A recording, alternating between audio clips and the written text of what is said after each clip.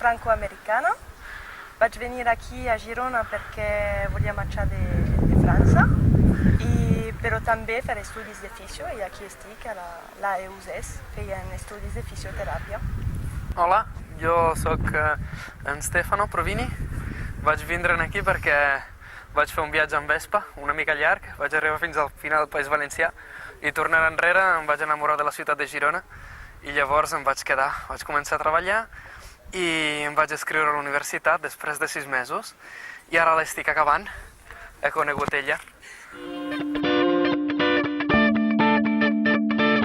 Jo vaig conèixer la gent... Amics primer, després, més a més, amb la gent per carrer. A mi em va passar que quan vaig decidir de mudar-me cap aquí, llavors havia conegut una colla en un bar, perquè se'm va espatllar la Vespa justament a Girona.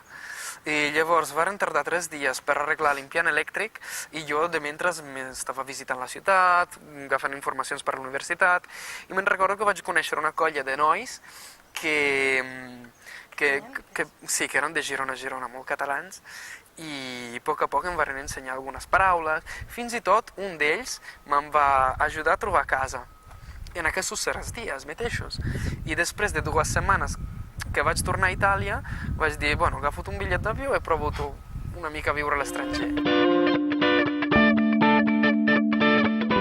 Bueno, jo quan surt de les pràctiques, què faig? Diari, no. No, ens anem a córrer, ens agrada molt l'excursionisme, a nedar.